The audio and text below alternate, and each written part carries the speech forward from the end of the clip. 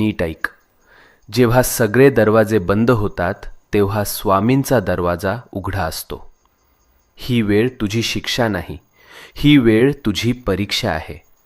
आणि परीक्षा जितकी मोठी तितकंच फळही मोठं मिळतं.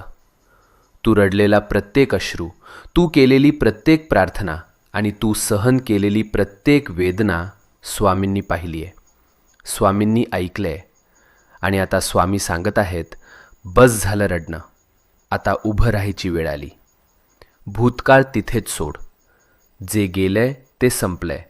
आता तुझं जीवन नव्यानं सुरू होणार आहे. नवीन संधी, नवीन आनंद, नवीन यश, सगळं तुझ्या दाराशी उभं आहे.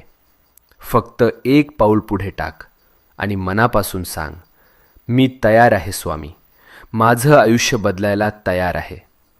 आणि मग बघ चमत्कार कसा घडतो ते.